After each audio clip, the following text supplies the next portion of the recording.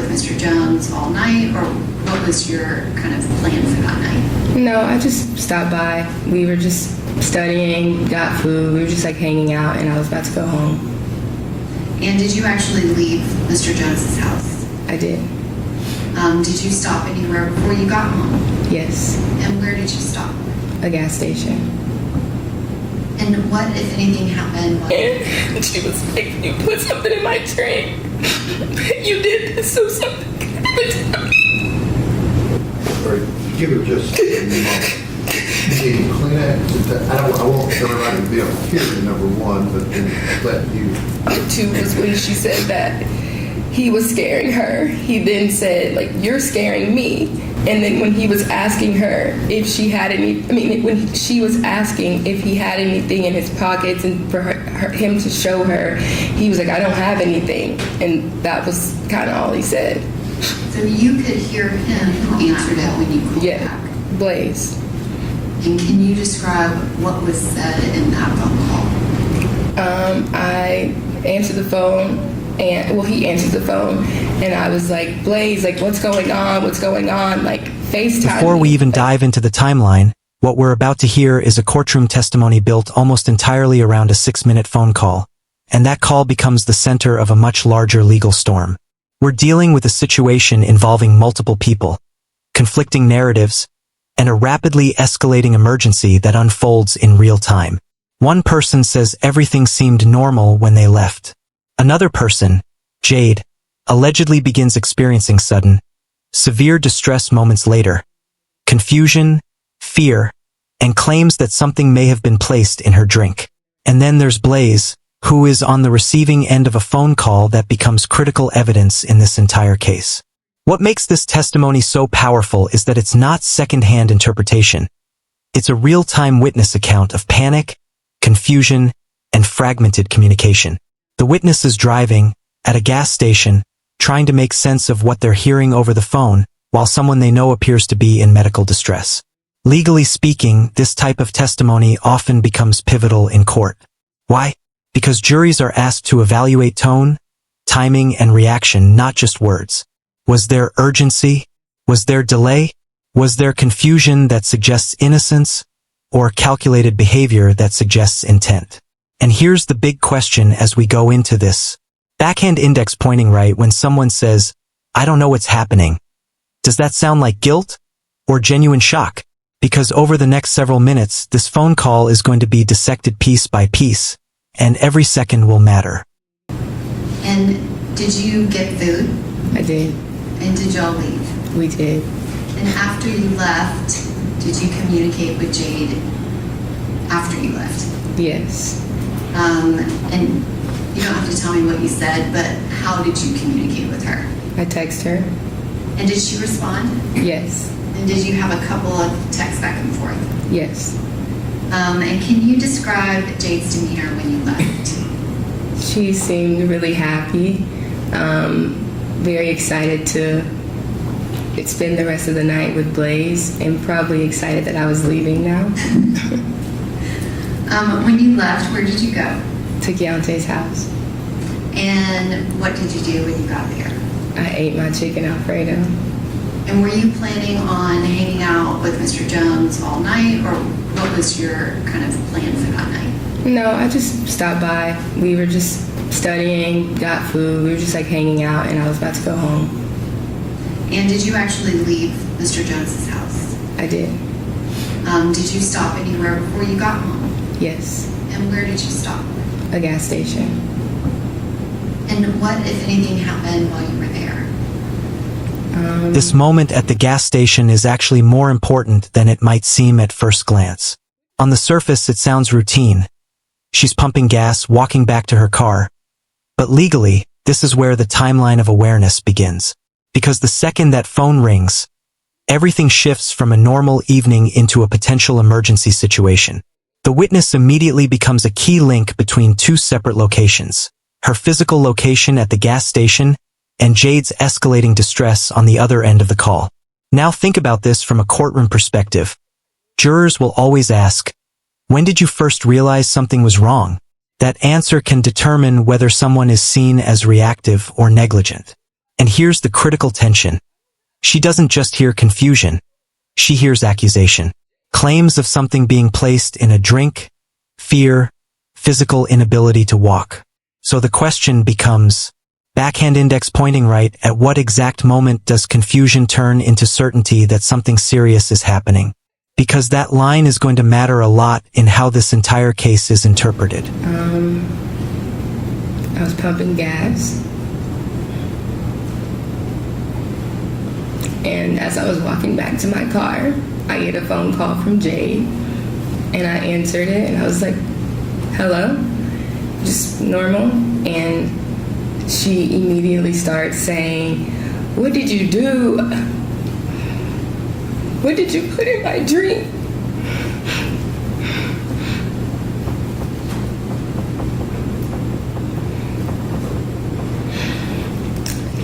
Then I heard her say, Blaze, you're scaring me. And he was like, you're scaring me.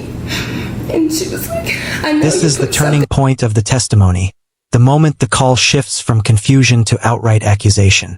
We hear repeated claims. Something was put in the drink, inability to walk, fear escalating, and statements suggesting intentional harm. In a courtroom, repeated phrasing like this is extremely significant because it speaks to perceived consistency of distress, or alternatively, possible confusion or impairment. But what stands out even more is the disconnect. The witness is actively trying to get responses, texting, calling out, attempting clarification, but communication is breaking down in real time. Legally, this is where jurors start analyzing reaction under pressure. Not just what was said, but what was done in response. And here's what makes this so intense. Backhand index pointing right if someone is truly in danger. Should responses be clearer? Or does distress naturally create fragmented speech? Because this entire segment hinges on whether the jury interprets this as a medical emergency unfolding, or a chaotic misunderstanding escalating beyond control. I know you put something in my drink.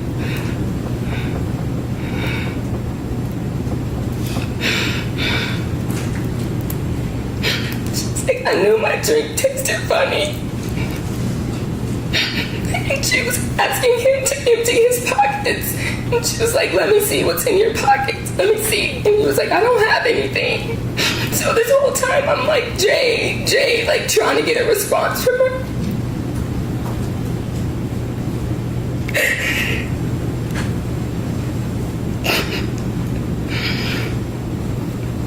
So because I didn't get a response from her, I texted her and I was like, are you talking to me? What's going on? And then she was like, I know you put something in my drink because I can't even walk straight.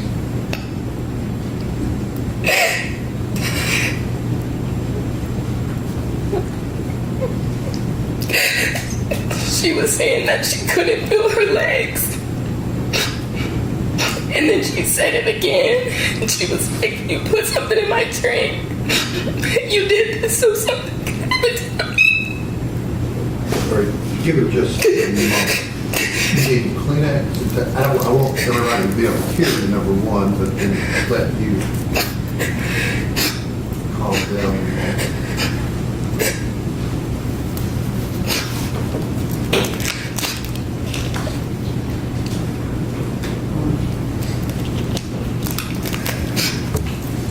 Now the court shifts into clarification mode, trying to reconstruct exactly what was heard and what was understood during the call. This is where testimony becomes extremely technical, almost forensic in nature. The witness is asked to repeat phrases, identify exact words, and distinguish between what was clearly heard versus what was partially understood. That distinction is critical in legal settings because memory under stress is not always linear. Courts often evaluate whether testimony is based on clear auditory perception or reconstructed interpretation after the fact. We also see a key procedural moment. Another person is merged into the call in an attempt to stabilize the situation. That tells us the witness believed escalation was happening fast enough to require additional intervention. So the legal question becomes, backhand index pointing right, was this appropriate escalation in response to perceived danger, or premature assumption based on unclear audio? Because in cases like this, perception becomes just as important as reality. Can you repeat the last thing that you heard Jade say? She said that you did this so something could happen to the baby. Did she say anything else? She was saying I'm about to feel like I'm about to pass out. And then like towards the end of the conversation, she was like, is key. And then nothing else. Like what? She was like saying, it was very wavy, and she was like, is, I heard is, and I heard with, and I heard key. And so I then merged Keontae on the phone because I'm like, I don't know what's wrong with Jade. Like, something sounds wrong. Like, listen to her. And he's like, Jade, like, I'm here. And at that point, you just really couldn't understand what she was saying anymore. Miss Jackson, I want to kind of go back. At the beginning of the call, when you could understand Jade, can you describe, based off of your experience, how did she sound? She sounded like very scared. She did not sound like herself. She sounded like she needed help.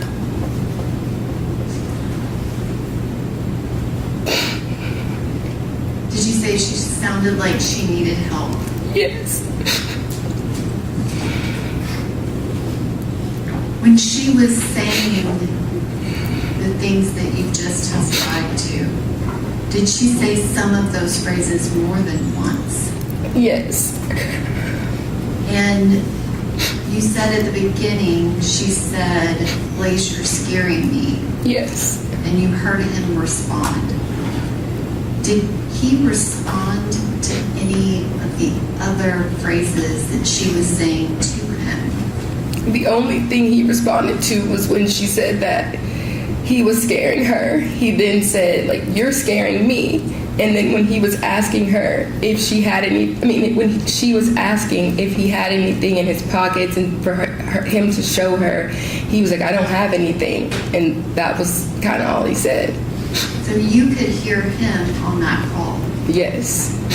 And that's all he said during that whole time that Jade made all of those statements. That Yes. she couldn't feel her legs, and she's asking him, what's in your hand? Show me your pockets.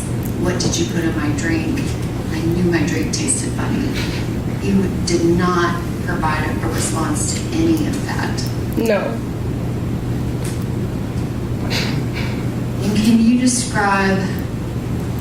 This section is emotionally heavy because the witness is now describing tone, something courts treat as subjective but still highly influential. She sounded scared. She didn't sound like herself. That kind of statement can carry significant weight with a jury because tone often shapes emotional interpretation more than factual detail. But legally, this is where things become complicated. Courts must distinguish between emotional perception and objective fact. Was the person actually in medical distress? Or did they sound distressed due to panic, fear, or confusion? We also see something important. The witness is now actively trying to interpret fragments of speech. Isolated words like is, with, and key. That shows how deteriorated communication had become. So the question for viewers is, backhand index pointing right, when communication breaks down this severely, how reliable is real-time interpretation? Because this is exactly the kind of ambiguity that juries struggle with most. That call is a 6-minute and 9-second call. Kind of at what point, is it just at the end, those last few words that you really couldn't understand her? Yes. And you said you heard her say kind of 3 words. What were those again? I heard is, I heard with, and I heard key. And did you try to connect that to what that could possibly mean? Yes, I didn't understand what she was saying, but because she sounded so scared and Keontae was just there, we all call him Key. So I was like, okay, like she's obviously scared, like she needs him to help her because she's with another man and Keontae is a man. So when I added him on the phone, he's talking to her and Is she responding at all? no, At any time did you think that Jade Benning was saying those phrases to you? no, And you heard Mr. Taylor respond and you heard her say too, Blaze, you're scaring me. yes, How did that call end? the phone hung up. Did you hang up? No, At any point did Mr. Taylor say anything to you? no. And what did you do after that line got cut? I called back. Did you call back more than once? Yes, At some point, and you're calling back Miss Benning's phone, is that correct? correct. Did you have Blaze Taylor's phone to call him? No, At some point, was her phone answered? yes, And who answered it when you called back? Blaze. And can you describe what was said in that phone call? I answered the phone, and well, he answered the phone, and I was like, Blaze, like, what's going on? What's going on? Like, FaceTime me. Like, let me see her. And he doesn't FaceTime me, but he tells me that he's about to call 911. Did you ask him several times to FaceTime you? Yes, And you This is a said- critical legal pivot, the second call where direct communication with Blaze actually happens. Now the dynamic changes. Instead of hearing fragmented distress, we're hearing a more structured conversation.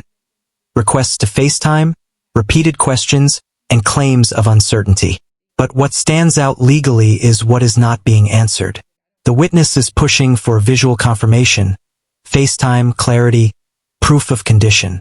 That indicates a lack of trust in verbal explanation alone, which is common in emergencies where perception is already unstable. Then we get a key detail. Mention of calling 911 and confusion about what's happening. From a courtroom perspective, jurors will focus heavily on this moment. Backhand index pointing right does repeated, I don't know, indicate innocence under shock or evasiveness under pressure, because this exchange sits right at the intersection of panic, responsibility, and potential liability. And you said that you asked him what was going on. Did he answer you? he just kept saying, I don't know, I don't know.